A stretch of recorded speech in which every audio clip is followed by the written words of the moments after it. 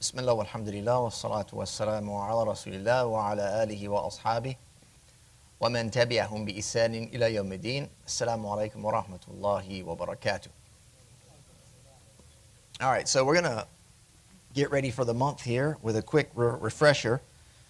And for your reference, I'm going to be using Dalil Al-Talib, Linail Al-Matalib. This is a book we haven't covered here, though it's right in line with the books that we have. We just finished Bidayat Al-Abid, and we've been looking at Imam Al-Bahuti's Umdat Al-Talib. And this is kind of along those lines, a little bit bigger than Umdah. Dalil by Mar'i Al-Karmi, Al-Hanbali, great Imam, prolific writer, has written volumes on various different subjects. If you've been with us in the Aqidah classes, you might remember Aqawil Al-Thiqat, one of his great books in Hanbali Aqidah. So this is kind of a mid-level, if you will, mid-range intermediate book. Dalil Al-Talib by Mar'i is noted for its order and the way that he structured the book. I personally refer to it just for that thing. If I want to see, he gives you 1, 2, 3, 4, it's not scattered. Right? Some of the shorter works, they kind of scatter them a little bit, so you got to piece it together. It's a bit of a puzzle. And there's some rhyme and reason behind that puzzle if you know what you're doing. But here it lays it out nice and neat, which we're going to see. And we're going to see how condensed he makes it for us so that we can cover as much as possible without going into the detail. Again, this is just to refresh our memory. And so obviously we're going to start with the very beginning, Kitab al-Siyam. He says, يَجِبُ صَوْمُ رَمَضَانَ بِرُؤْيَةِ هِلَالِهِ عَلَى جَمِيعِ النَّاسِ. Okay, right away. This gives you the Hanbali position. Local versus global. Okay? And then there's the third place winner, which is just follow a particular country. All right? Sawmu Ramadan bi ru'yatil hilal. He says it's an obligation to fast Ramadan upon sighting of its crescent for all of the people. For everyone. What do we understand that to mean? Ala jami' nas. Not jami' ahl al-balad. No, it's not just the people of the country, it's upon everybody. Another thing we have to look at, so this is the Hanbali position. Once the crescent moon is sighted anywhere, and that sighting is established by a valid witness, fasting becomes obligatory upon all Muslims. And once there is a valid witness, local horizons are not considered. After the positive sighting, we're not worried about local horizons, right? The Hanabila, they acknowledge there's ikhtilaf al-matali', right? They acknowledge that the moon is sighted in various different zones. As it is. I mean, that's the reality of the thing. But they don't consider those other zones once there's a positive sighting. Which means, if there's not a positive sighting, then you have to keep looking. So, why I say that is because often, we're used to getting news from the East. We're waiting to hear from the East, right? So we start listening from the Muslim world. Do we have anything from, where are we going to start? Saudi Arabia. No, we got to go further than that. Let's be real. We start listening from like what, Indonesia? What's the furthest farther over there? We're listening for the Taliban. We want to hear about the Afghan. We want to hear if there's anything from Pakistan or if there's anything, etc. We're listening, nothing happens. We keep looking, right? Because they're getting the night and the night's coming towards us. Then we get into Arabia. There's Saudi there. There's all the other countries there. Egypt, etc., Morocco, Algeria, all the places we love. And then if we don't hear anything there, what do? Oh, okay, khalas, we're going to fast the next day. No, we have to wait because guess what? You can see the moon in America, believe it or not. You just got to go outside and look up into the sky and you can see it. And you know what you can also do? You can use your screen, your beloved tablet. If you get one of these apps on there, phenomenal apps are available for the night sky, the night map, and it'll show you exactly where the moon is, and you can go and sight it. And of course, the window for sighting it is at Maghrib time. That's when you want to look. You want to be looking before Salat al-Maghrib, around that time. And that's when you'll see in the direction of the sunset.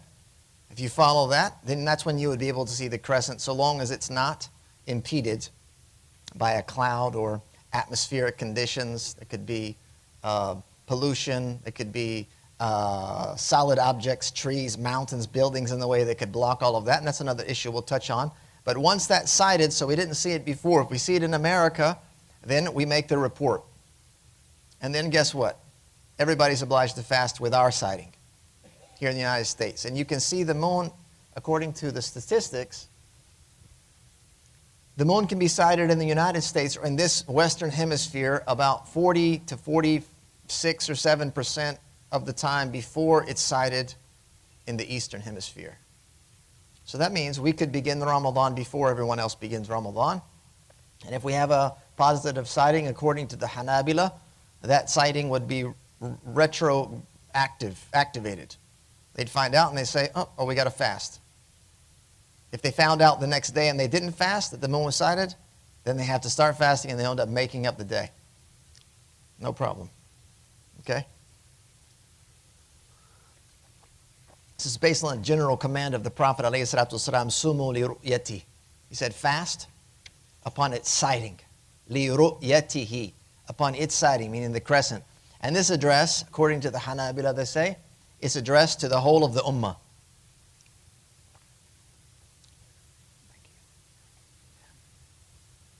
So that gives you the basic idea, the premise of it. There's more to the argument than that, and there's other opinions, obviously, right? We're not trying to push one opinion on everyone. Everyone has to understand there's different opinions here. We're just covering a particular madhab here, the preferred madhab of our study group. He says, وَعَلَى مَنْ حَالَ دُونَهُمْ وَدُونَ مَطْلَعِهِ غَيْمٌ أَوْ قَتَرٌ لَيْلَةَ الثَّلَاثِينَ مِنْ شَعْبَانَ احتياطًا بنية رمضان. So here he's saying وَيَجِبُ, we go back to the beginning, وَيَجِبُ عَلَى مَنْ حَالَ دُونَهُمْ وَدُونَ مَطْلَعِهِ غَيْمٌ أَوْ قَتَرٌ لَيْلَةَ ثَلَاثِينَ. So here we're talking about what happens on the 30th night. Remember, the 30th night is before the 30th day. So we just finished the 29th day. It's the 30th night now. We're supposed to be looking for the moon. The following day could be the 30th or it could be Ramadan. So in this case, what do you do?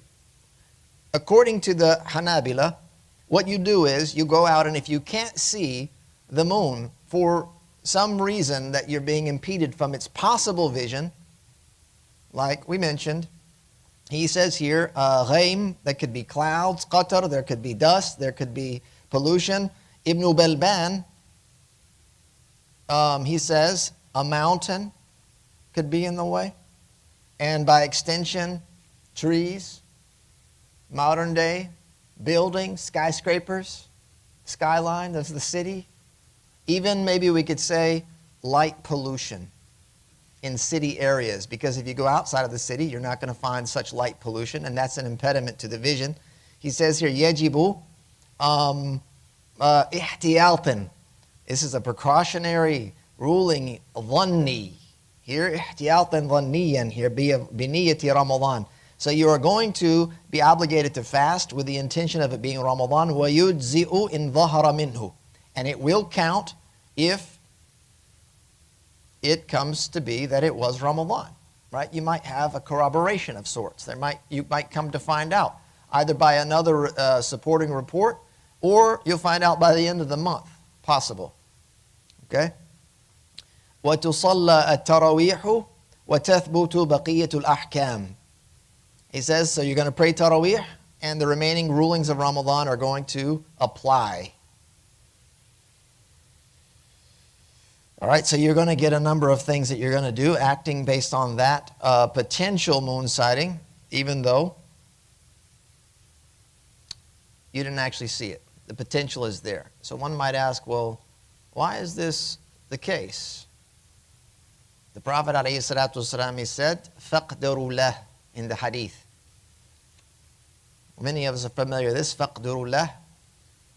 Sometimes it means, it's interpreted to mean, so calculate it, if you will, meaning 30 days, go the full 30 days, and then start fresh on the first day of the month. However, there's another hadith which is attributed to the Prophet ﷺ. This is narrated by Ibn Umar, great companion, son of the Khalifa, Amir al-Mu'mineen, radiyallahu anhum ajma'een. The Prophet ﷺ said the month is 29 days. The month is 29 days. All right? It could be 30 if you don't see the moon. So they're saying the baseline for the month is 29 days. Do not fast until you see the crescent, and do not break your fast until you see it. If it is obscured from you, فَقْدَرُوا لَهُ. Then, that's that word that we're looking at here. So, the way that we understand this is based on the meaning of what you find in the Quran when Allah subhanahu wa ta'ala says, وَمَنْ قُدِرَ عَلَيْهِ رِزْقُهُ. This is in Surah Talaq. You find this also repeated similar in Surah Al-Fajr. وَمَنْ قُدِرَ عَلَيْهِ رِزْقُهُ means whoever's provision has been restricted. It's been tightened, it's been lessened. And so basically what that means is, فَقْدَرُوا لَهُ, in our understanding, is that we restricted the month to 29 days and assume the next day is Ramadan. This is the protocol for cloudy days. The 30th of Sha'ban when the horizon is blocked. A person might say, well, wait a minute, isn't that Yom HaShek? There's a hadith about Yom HaShek. You're not supposed to be fasting on Yom HaShek. By the way, this hadith from Ibn Umar, he himself acted upon that understanding. If the crescent was obscured, he would fast the following day. So there's something to be said about Amal al-Rawi, right? The one who narrates the hadith and what they do with it. So he narrates the hadith and he acted according to the understanding that in this manner. And this position was held by a number of companions. It's not just a single companion here, but there's multiple companions that held this particular position on what فَقْدُرُوا لَهُ means, to restrict it. So his teaching here, if the crescent was obscured, he would fast the following day. And so the rulings connected to fasting and night prayer apply the following day, and they count in the event that we find out that it was actually Ramadan. So the day of doubt, Yom HaShek. In the Hanbali school, Yom HaShek is defined. It is also disliked to fast generally on Yom HaShek, but that's defined as the 30th day of Sha'ban when its preceding night was clear. Very different case. I remember 29th day, 30th night, potentially Ramadan, or the 30th, we don't know. We go out and it's all clear. Nothing's blocking the horizon.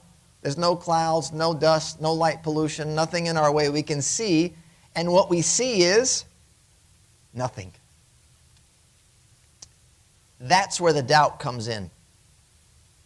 The doubt settles in then. We didn't see it, but let's just do it in case. Like, now the intention becomes different. Okay? The intention becomes different in this case, and so this is generally disliked. So if it's fasted here, with this case, with that it might be Ramadan, as a precaution, it wouldn't even count if it was Ramadan, due to the fact that the intention was based on shak, doubt. The other one is not, because it's based on 29 days, فَقْدَرُوا لَهُ. Restrict the month to 29 days, move into the first day. And the only way that level, we want to say it's ihtiyat, it's hukum dhanni and ihtiyat, and it's an assumed day based on precaution.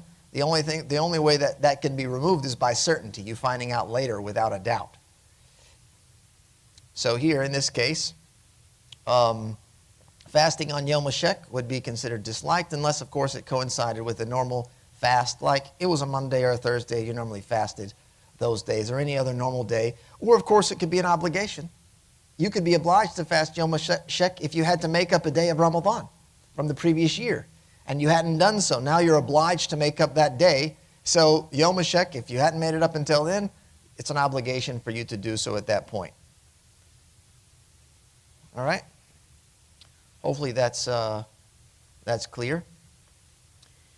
And within the Hanbali school, there's no valid opinion that permits astronomical calculation as a method for establishing Ramadan even for the sake of unifying the ummah. Physical sighting or its legal substitutes, as we mentioned, completing 30 days or a blocked horizon, it's a non-negotiable based on the language of the hadith and all of the hadith. لِرُؤْيَتِهِ, it's always ru'ya. It's mentioned specifically as if the legal trigger, this is important to understand the argument of the I want to say the anti-calculations. The legal trigger is pinned to ru'ya, not wujud. It's a very different case. And someone might say, well, we use calculations for the sun in order to establish prayers. That's true. The counter argument to that would be the Prophet's instruction about prayer times related to the sun was not based on seeing the sun. It was based on its presence during certain times. And that's why we measure shadows. We look at colors on the horizon. It's not about seeing it, it's about its presence. Very different legal triggers. And for that reason, fasting based solely on calculations or astronomical predictions does not count, even if the calculation later proves correct, because it lacks a legally recognized basis. Also, the Hanbali jurists, they say that intention follows knowledge, ilm.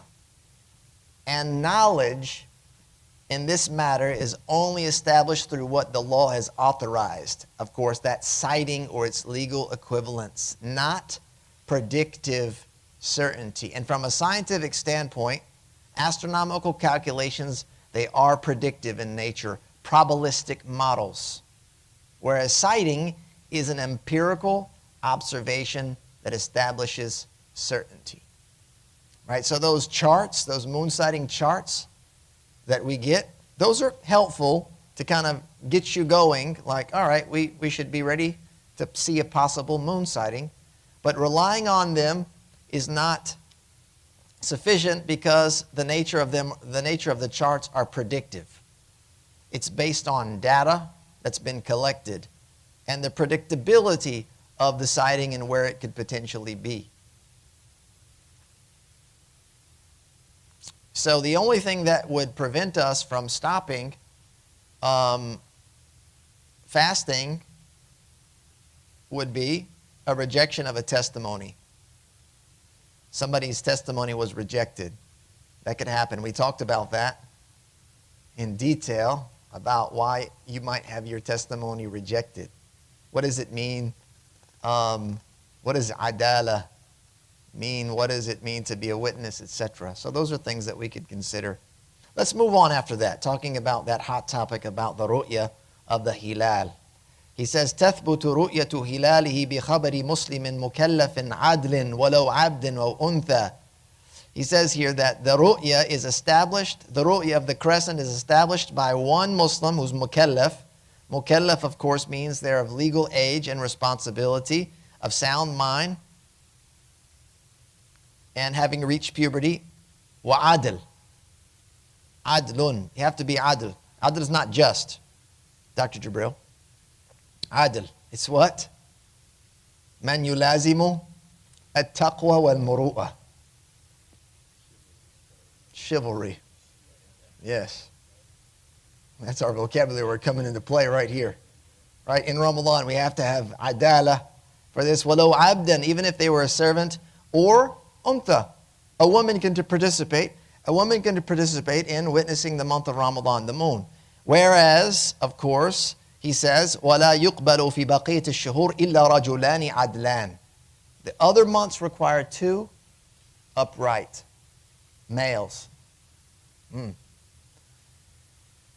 So Ramadan is unique in its starting method. Ending, however, that's when we're sighting the moon for Shawwal. So then we have to have two. We go back to closing the door a little bit. Okay? وَالشُّرُوطُ وُجُوبِ الصَّوْمِ أَرْبَعَةُ أَشْيَاء. There's four things that are prerequisites. The shurut. Okay? يَشْتَرِطُ. Okay? لوجوب الصوم. 4 things. Here he says, Al-Islam, Al-Bulugh, Al-Aql, Wal-Qudratu alayhi. Right away, Muslim, Bulugh, that means you're pubescent. Al-Aql, sound mind.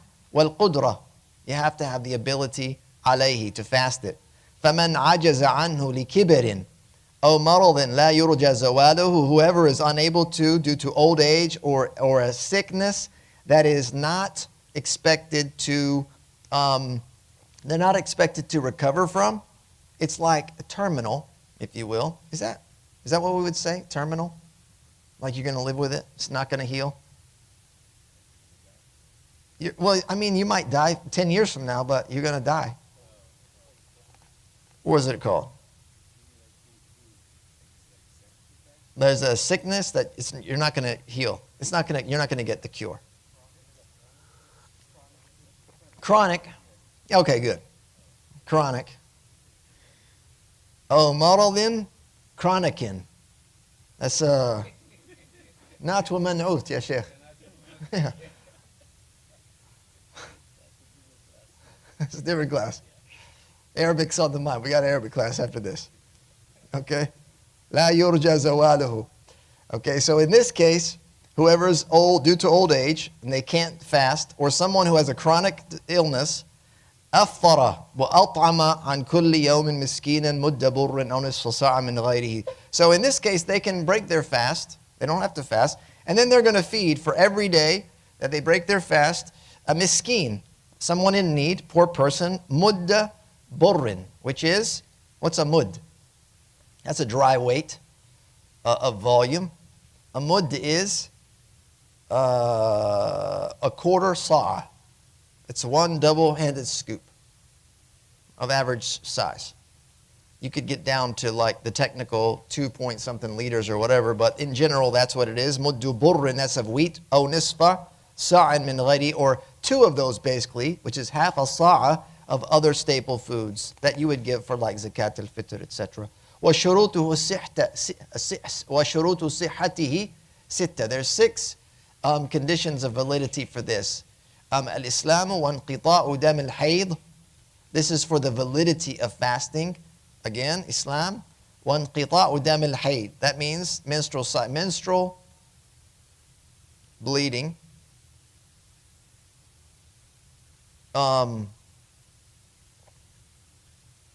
You can't say menstrual cycle here, right? You have to say menstrual bleeding. From what I've been told. I was corrected on this recently online. Yeah, because I said menstrual cycle one time.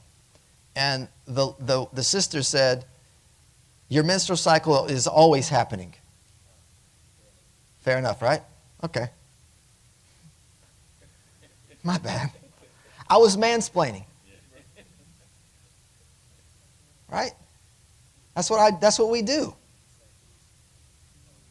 But yeah, it means the cycle is always going. So sometimes there's blood and sometimes there's not blood, but it's still happening. It's a cycle of the monthly cycle. So they said you can't say a menstrual cycle if you want to be accurate. Yeah, you have to say menstrual bleeding or menstruation, I think. Okay, so that's what we're saying here. So females, they have to not be experiencing their menstrual cycle of the bleeding nature. Okay? One nifas, which of course is postpartum bleeding. So that gives us the first, how many? 1, 2, 3. Ar-rabi'u at-tamyiz. Tamyiz is lesser than puberty. So now we're not talking about an obligation, we're talking about its validity. Is it accepted or not accepted? That means somebody below the age of puberty can fast and it will be an acceptable fast. فَيَجِبُ عَلَى وَلِيِّ الْمُمَيِّزِ الْمُطِيقِ لِلصَّوْمِ أَمْرُهُ بِهِ.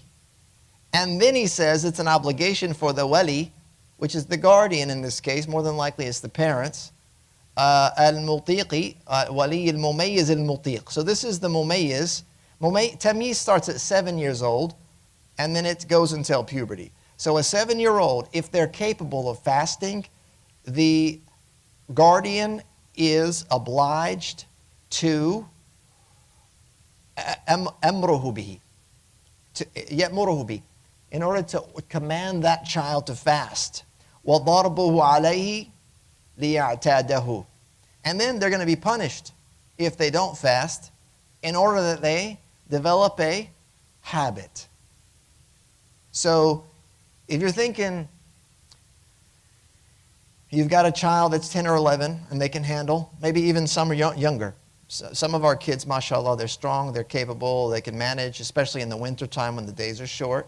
If you're thinking like, oh, miskeen, wallah miskeen. Wait till they turn 18, free. You think they're going to fast that time? They're still miskeen. 25, 26.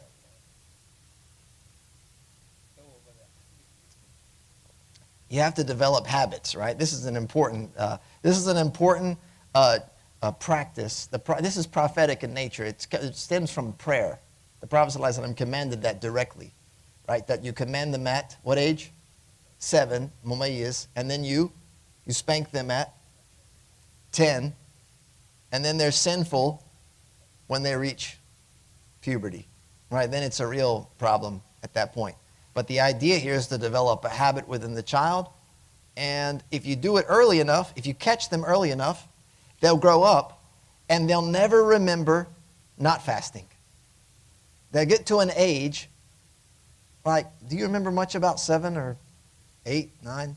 Like those, you remember big moments, but like, you'll just think, I always fasted. We just always fast. I mean, you don't not fast. And you know what? That habit has been developed in the Muslim world for such a long time that now today, Muslims, even those that don't pray, at least regularly, when Ramadan comes, what do? They fast. Yeah. They're going to be fasting some Ramadan. No doubt. So at least we got that. Right? We got that. That's important.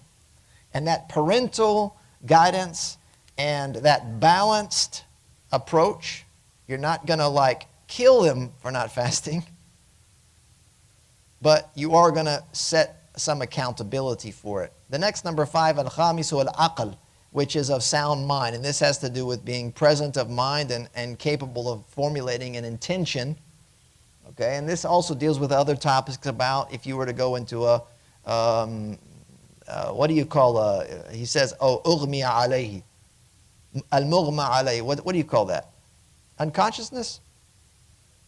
It's not like a coma. It's not like falling asleep, though. Yeah, you pass out, maybe. You just lose consciousness. I think that's the best way. You lose consciousness, etc. So that has to do with that. So you got to be of sound mind. That's number 5. Number 6 is an-niyya min al-layl. This is another issue that we get into. An-niyya min al-layl. Li kulli yawmin wajibin. Here's the Hanbali flavor coming out again. Do you make a niyya at the beginning of the month? And then it sustains you throughout? Or do you have to make one for every day? The Hanbali say you have to make one for every day. And a part of the rationale behind that is that when one day is avoided, it doesn't void the rest of the month. Like if one day you break your fast, it doesn't invalidate the rest of the month. Yeah. You just have to make up that day because that was an individual. They say that's mustaqilla. Yawm mustaqil. Okay? Or sawm mustaqil, per day. You have to make an intention. And he says here, so what does that mean, intention in the Hanbali school, right? فَمَنْ خَطَرَ بِقَلْبِهِ لَيْلًا أَنَّهُ صَائِمٌ فَقَدْ نَوَى. Easy as that. The an-niyya fil qalb. Okay? Whoever has an inclination in their heart at night that they're fasting, then they've made an intention. And the intention has to be made at night. So that means Salat al-Maghrib before Fajr. The intention has to be made. He says, وَكَذَا الْأَكْلُ وَالشُّرْبُ بِنِيَّةِ الصَّوْمِ. Also eating or drinking with the intention of fasting. So if a person's thinking, look, I'm going to have suhoor, or I'm going to have a late dinner because I'm fasting tomorrow, so I want to fuel up a little bit, put some in the reserves. Don't go crazy. We don't want to gain weight in Ramadan. I know it's a thing. But just the act of doing that means there's something in your heart that is already, it's It's formulated an intention to fast. What I'm getting at is you don't have to say it. And it doesn't have to be some complicated construction in your mind that I'm fasting, etc. It's basically I'm fasting Ramadan. Why am I fasting? Because it's Ramadan. So Ramadan is a wajib or not? It's a wajib, so that's done. So you don't have to say I'm fasting a wajib Ramadan. No. Just the basic concept of it is there. And then after that, he says, وَفَرْضُهُ, I'm skipping a little bit here. وَفَرْضُهُ الْإِمْسَاكُ عَنِ الْمُفَطِّرَاتِ مِنْ طُلُوءِ الْفَجْرِ الثَّانِي إِلَى غُرُوبِ الشَّمْسِ. Here's another topic. This is a good one, okay? This is al-imsakiyah, right? What is the imsak? Because sometimes we'll find those on the prayer charts, imsak. Imsak means, in this case, for fasting, it means what?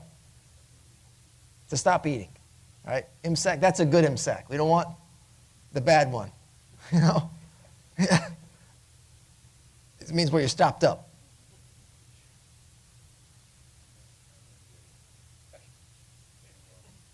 We'll talk about it later. It's my specialty, you know? Bodily fluids and functions and stuff. Yeah. It's my specialty, yeah.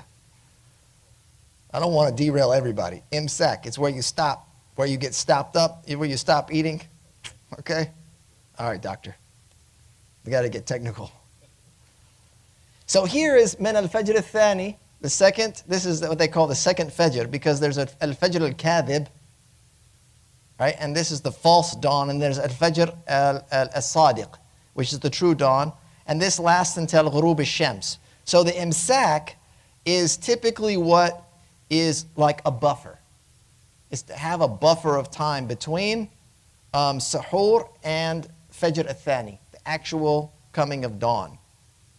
In the Hanbali school, there's no obligation to stop eating 10 or 15 minutes before fajr as-sadiq.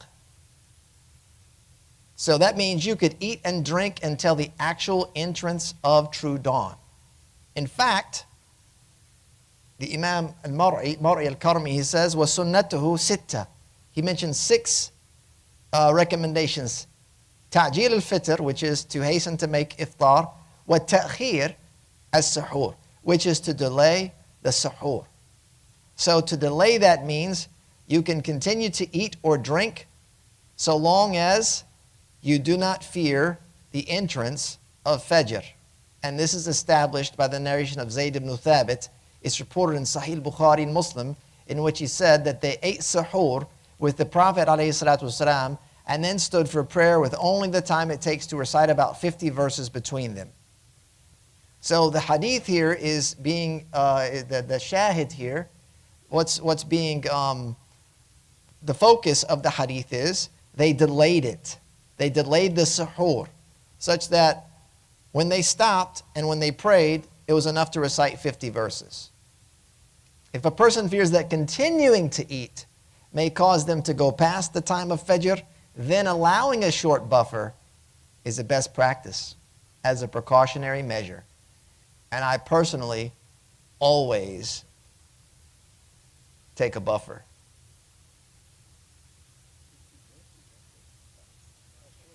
Could be. Could be not short, yeah. Yeah. 50. Mm-hmm. We're not reading Mujawwid, Abdul Basit Mujawwid.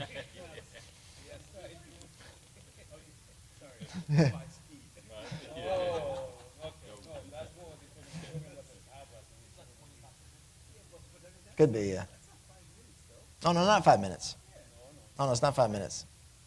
But listen, once the Fajr Adhan comes, you don't pray Fajr right away anyway. There's Sunnah prayer, there's Adhan, there's Sunnah prayer, there's, the Prophet ﷺ wasn't having the Adhan called and then praying immediately.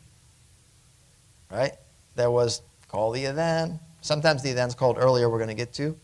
Then there's Sunnat al-Fajr, Rak'atay al-Fajr, getting everyone together, etc. Yeah. So the point here is that it was delayed to later.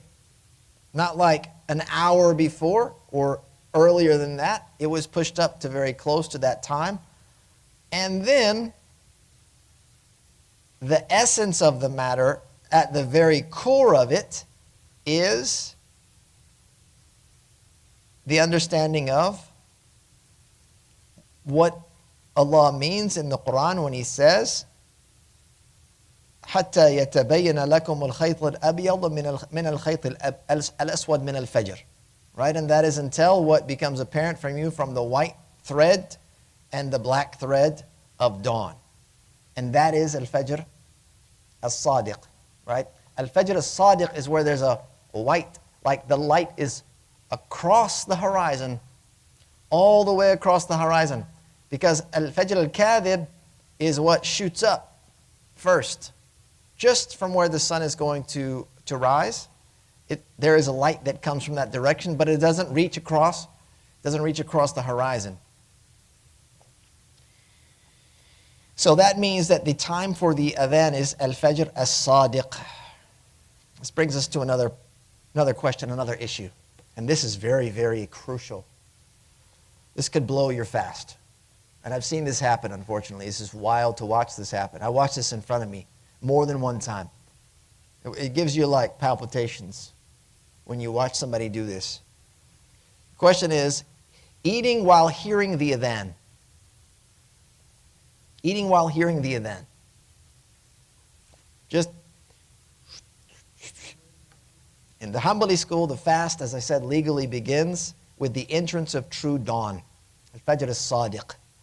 Therefore, if the adhan is called accurately at the time of true dawn, one must stop eating and drinking immediately. It is not permitted to intentionally ingest anything after that moment.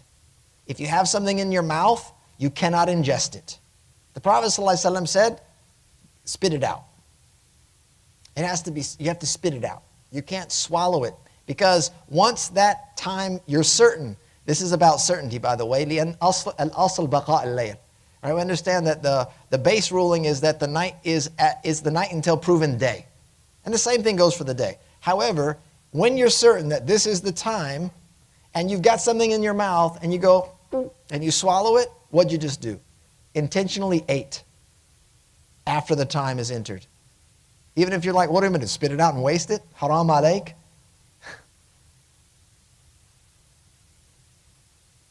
Yeah, you have to get rid of it. There's a hadith.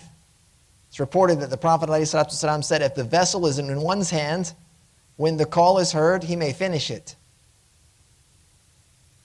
And it says, وَالْإِنَاءُ فِي يَدِهِ يَقْضِي حَاجَتَهُ. He can take his need from that while the adhan is going. And that's, the cup is in your hand, so you can drink. Intentionally drink. So this is the deal. All right, this is what we have to understand about this particular hadith. And how the great imams of the tradition understood this hadith. And this is a tremendous lesson when it comes to reading hadith. Especially just open up a book of hadith and start acting on hadith. As for the hadith, this hadith, it is not understood to permit eating after the entrance of true dawn. The hadith is understood in light of other clear texts, other clear hadith, as well as the verse, eat and drink until the white thread becomes distinct from the black thread of dawn. And the Prophet's clarification that there are two dawns. There are two adhans. There's different ways of interpreting the hadith, by the way. There are two adhans. There's the adhan Bilal, and then there's the adhan of Ibn Maktoum. Right? So adhan Bilal was prior to Al-Fajr as-Sadiq. It was the earlier one. And if you remember the adhan, it's not permissible to call before its time, except for Al-Fajr, which you can call after midnight. So you can have an early adhan, and they were doing that during Bilal's adhan was earlier, and then Ibn Maktoum would call the adhan. And it was said, he was blind, they would say, Asbaht, Asbaht. To alert him, meaning, it's morning, call the adhan. That means that it's time. Right? So that's one interpretation, that this must be referring to the first adhan of Bilal, and the Prophet ﷺ said we could eat during that adhan. That's one way to understand it. Another way the scholars, they understand it is that the adhan wasn't always called on the exact time, because the adhan is not the legal trigger for fasting. You're looking at me like, what? What's the legal trigger? Al-Fajr al-Sadiq. Yeah, it's the actual dawn. And the dawn is the trigger for the adhan, as it is the trigger for the fast.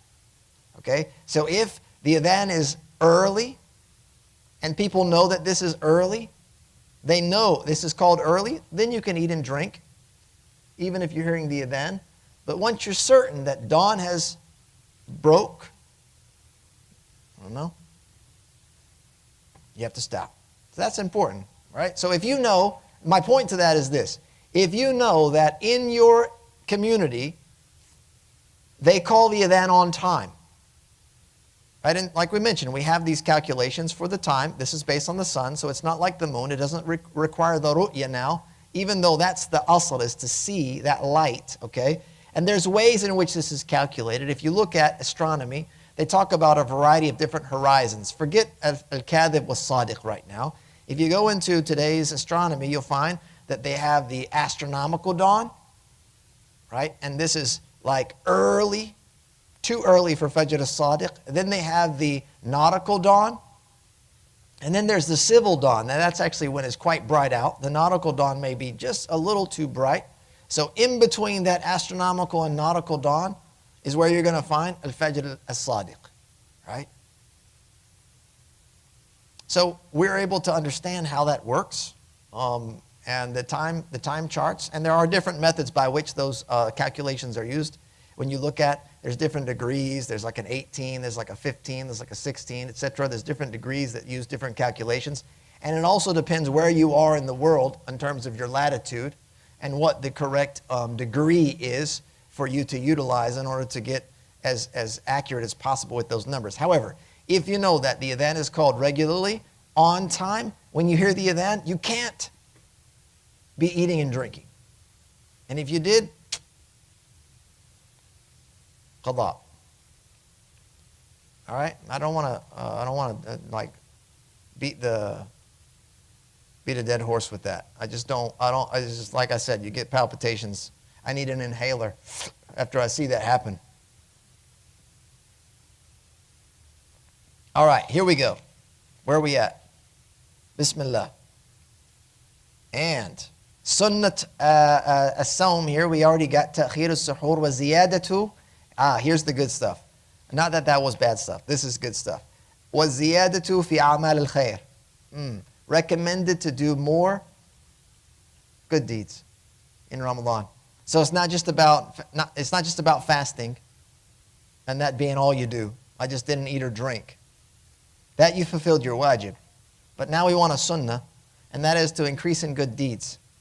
We want to increase in our good deeds. وَقَوْلُهُ جَهْرًا إِذَا شُتِمَ إِنِّي صَائِمٌ.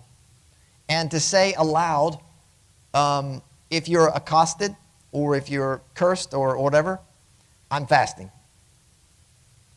Okay? So you respond in that way, instead of responding like, instead of looking to get retribution or escalate or meet the energy in today's languages. I'm going to match your energy, okay? No, you don't match energy unless it's positive energy, right? You want pious energy in Ramadan. And that means I'm not going to engage in evil and, yeah. Okay, so inni sa'imun, and that's recommended when you're fasting in Ramadan. What about when it's not Ramadan? Inni sa'imun. You say it to yourself. Because what would it do if you said it out loud? What would it do? It would expose yourself. Inni sa'imun. Could be tazkiyat an-nafs. Yeah. Fasting is sacred. It's special. It's supposed to be between you and Allah. And the more that you try and conceal that, especially, the reason in Ramadan is because, guess what? yajib alayk. I mean, you're supposed to be fasting anyway. Everyone's supposed to be fasting in Ramadan, right? So it's not like a recommended act that you should be concealing. وقوله عند فتره اللهم لك صمت وعلى رزقك أفطرت سبحانك وبحمدك اللهم تقبل مني إنك أنت السميع العليم.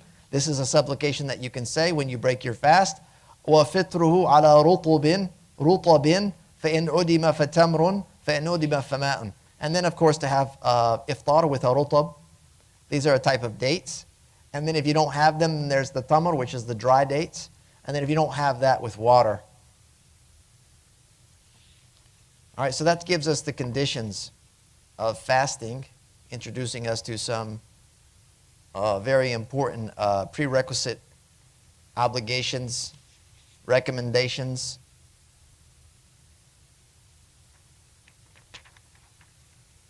All right, we got time for just a little bit more, then we'll stop. And we'll pick up part number 2. Inshallah, he says, يحرم على من لا عذر له الفطر برمضان. Of course, it's impermissible for one who has no udhr. Good. You recognize udhr? Nice. لا عذر له الفطر برمضان. You don't have an excuse to break your fast in Ramadan, so it's haram to break your fast. Okay, so like if you just want to take a little break, you're getting a little tired. Okay, like let me take a little, I'll do it later. That's outside of Ramadan. In Ramadan, you can't do that. It's no breaks. We're going full blast. Okay? وَيَجِبُ الْفِطْرُ عَلَى الْحَائِضِ وَالنُّفَسَاءِ. It is an obligation for iftar for a woman experiencing her menstruation and postpartum bleeding. وعلى من يحتاجه لإنقاذ معصوم من مهلكة. And for one who is required to break their fast in order to save a sacred life from destruction or from dying. So if you are obliged to break your fast for that reason, then there's a higher objective here, to save someone sacred. وَيُسَنُّ لِمُسَافِرٍ يُبَاحُ لَهُ الْقَصْرِ. It is recommended for a traveler who's permitted to shorten the prayer. وَلِمَرِيدٍ يَخَافُ الضَّرَرِ. And for someone who's ill that fears harm. They fear harm by fasting. And that could do one of 3 things. One of 3 things when you're ill. So when you're sick, what protocol should you exercise here in order to determine, should I break my fast or not? I'm sick, so if I fast, it will, number 1, cause great discomfort. Number 2, increase the illness. And number 3, delay recovery. That's your protocol. If any of those boxes are checked, then break your fast. But if it's an illness, لا يخاف الضرر, you're not afraid of harm, these 3 things are going to happen. Got a little headache, right? We get us a little headache every once in a while. It's that caffeine withdrawal. That's why you got to load up in the morning. Okay? You can't be going, no, I want to sleep after Fajr, so I'm not going to drink my coffee.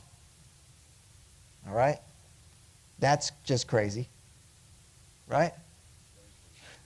Very crazy. You got to squeeze in your daily dose. That's the whole. So if you're like a 3-cupper, you better pound those coffees in the morning time and get ready to roll, man. Fajr prayer is just like, yo! All right? So a little headache, those types of things, if you're sick, you have to really be honest with yourself. Is it something that's going to increase the discomfort, delay, or extend the period of illness? And then, of course, if you needed real help determining that, you could talk to some of the fine doctors in our community. Muslim doctors are especially important in this case because Muslim doctors understand what you're supposed to do. They understand that Muslims, they stay up late at night in Ramadan, and they're willing to get up at like 2 a.m., 3 a.m. to eat. Whereas the non-Muslim doctor can never imagine a scenario where someone would responsibly wake up at 3 a.m. to take medicine. That doesn't register in their mind. So they're not going to understand, let alone even come to their mind like, what? Of course you should breastfeed. What do you mean you're fasting? Dry fasting too? What are you doing to yourself?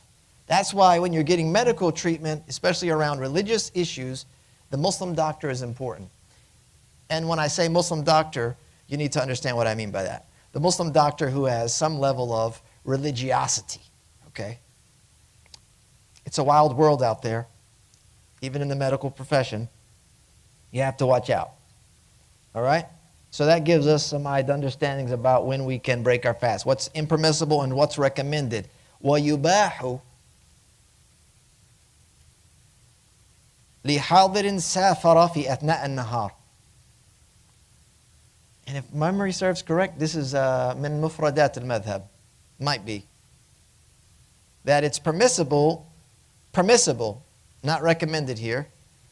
It's permissible, لِحَاضِرٍ, that means a resident, okay? سَافَرَ فِي أَثْنَاءِ النَّهَارِ, who travels in the middle of the day. So they started their day fasting, and then they traveled in midday. As long as they breached the limits of their inhabited region, and here, of course, is the journey is one that permits them to shorten prayers, then once they've breached that border, they're outside of the city limits, basically, into the countryside, they could break their fast in Ramadan, even though they started the day fasting. It's permissible, yubah. Okay? It doesn't mean recommended. It means permitted. وَلِحَامِلٍ وَمُرْضِعٍ خَافَتَا عَلَى أَنفُسِهِمَا أَوْ عَلَى الْوَلَدِ وَلَكِنْ لَوْ أَفْطَرَتَا لِلْخَوْفِ عَلَى الْوَلَدِ فَقَطْ لَزِمَ وَلِيُّهُ إِطْعَامُ مِسْكِينٍ لِكُلِّ يَوْمٍ. Okay, and it's also talking about a woman who's pregnant, or also the breastfeeding woman, murdi'in.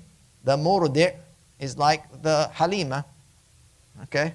She's the one that's breastfeeding. This is the nurse mother of the Prophet ﷺ. So if a woman's breastfeeding or pregnant, khafata ala anfusihim, they're afraid for themselves, like their own health.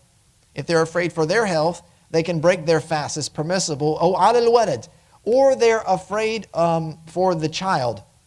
That means a woman that's pregnant, she's worried about the child while still in her womb, or the child that she's breastfeeding.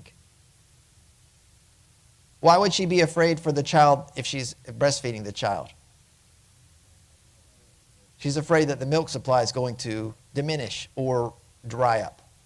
And some women are a little bit more sensitive to fasting when it comes to milk supply than others. So, again, I'm mansplaining. All right? Okay? But this is by way of like understanding and general witnessing this thing. So a woman's milk supply could diminish such that she could not properly feed the child unless she's constantly getting calories. And so she's going to break the fast in order for the concern for the child. And in this case, if they break their fast for the child, he says, لو أفطرت للخوف على الولد فقط. If it's only for the child's sake, لزم وليه. Then the wali of the child, whether in the womb or held in the hand for breastfeeding, إطعام مسكين لكل يوم. They have to give food for a poor person for every day that woman breaks her fast for the sake of the child. وإن أسلم, this we're going to wrap it up here. وإن أسلم الكافر أو طهرت الحائض وبرئ المريض وقدم المسافر وبلغ الصغير وعقل المجنون في أثناء النهار وهم مفطرون لزمهم الإمساك والقضاء. So if a Muslim, if a non-Muslim accepts Islam, or a woman becomes pure, meaning the menstrual cycle ends, or the sick person becomes better now, or the traveler returns, قدم المسافر وبلغ الصغير, or the young person, بالغ, becomes pubescent. وَعَقَلَ الْمَجْنُونَ, and the person who's lost their mental faculty regains it. فِي أَثْنَاءِ النَّهَارِ, in the daylight of Ramadan, while they were not fasting, they were muftirun, he says, لَزِمَهُمْ الْمِسَاك, they are obliged to stop eating and drinking. So like at 1 o'clock, this is maybe more frequent for the sisters, at least in my mind. And maybe a traveler. Traveler is good too. In the event the traveler came, returned unexpectedly. This is the key here. Returned unexpectedly in the day. If they knew they were going to return in the day, يَجِبْ عَلَيْهِمُ الصَّوْمِ. If they're traveling and they know I'm going to get there in the daytime, they have to fast. But if they unexpectedly arrive, or the woman's menstrual bleeding ends, etc., they have to stop eating. لِحُرْمَةِ الشَّهْرِ, right? Because it's a sacred month. And the rules and regulations have to be observed when they are applicable. And all of the things, all of the categories we mentioned, they have an excuse. And the best way to understand that, especially like the traveling part, is if we were to say the excuse is like a shield from fasting. Okay? So shield's up, obligations blocked. But the moment the shield drops, you're now being addressed by the requirements of Islam. It doesn't mean, well, I'm not fasting, so I'll just keep eating. Like, that only happens when this is blocking the obligation. But when you get home from your trip, you're no longer a traveler. So you no longer have the excuse to break your fast in Ramadan, which basically means you have to continue to fast the rest of the day and make it up later. And that's where we're going to wrap up for the evening. Jazakallah khair. Wa sallallahu wa sallam ala nabiyyina Muhammad. Wa akhiru da'wana. Alhamdulillahi rabbil alamin.